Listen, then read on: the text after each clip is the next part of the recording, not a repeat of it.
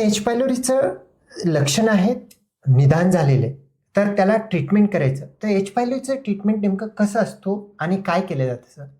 So आपण जसं म्हणालो, एच पायलोरी हा बॅक्टेरिया आहे सर. तर बॅक्टेरिया आहे, तर बॅक्टेरियल इन्फेक्शनची ट्रीटमेंट अँटीबायोटिक अँटीबायोटिक्स. आहे.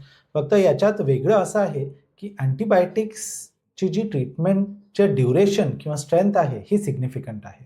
सो याच्यामध्ये प्रॉपर डोसेसमध्ये अँटीबायोटिक्स नाही वापरले किंवा इनफ ड्युरेशनसाठी नाही दिलं, एच पायलोरी ट्रीट होत नाही. आपण सुरुवातीला हेही म्हणालो, एच पायलोरी स्मार्ट बॅक्टेरिया आहे, रेझिस्टंट बॅक्टेरिया आहे. त्याला ट्रीट करण्यासाठी प्रॉपर एक कॉम्बिनेशन जी अँटीबायोटिक्सचं आहे हे वापरावं लागतं. याच्यासोबतच अँटासिड्सही वापरलं जातं आणि हे सगळं ओव्हर द इयर्स आपण रिसर्च प्रूव्हन गाईडलाईन्स आहेत, गाईडलाईन्सनुसारच ही ट्रीटमेंट Okay. केली जाते.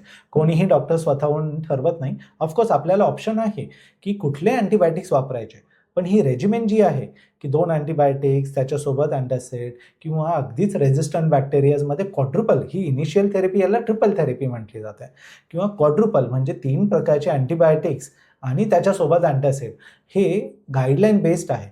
त्याच्यामध्ये कुठले अँटीबायोटिक्स वापरायचे याच्यात आपल्याला थोडी फ्लेक्झिबिलिटी आहे, पण ड्युरेशन की 10 दिवस 14 दिवस हे अगदी गाईडलाईन बेस्ड आहे. गाईडलाईन्सच फॉलो केले जातात, कारण तिथेच आपल्याला सक्सेस येण्यासाठीची जी काही गॅरंटी आहे तसं आहे. तर जे अँटीबायोटिक्स वापरले जातात याच्यामध्ये 2 अँटीबायोटिक्स जे आहेत, युजली अमॉक्सिसिलिन किंवा क्लॅरिथ्रोमायसिन, लिओफ्लॉक्सिन याच्यातलं कॉम्बिनेशन आपण वापरतो. आणि त्याच्यासोबत जे अँटासिड वापरले जातात यांचाही एक महत्त्वाचा रोल आहे.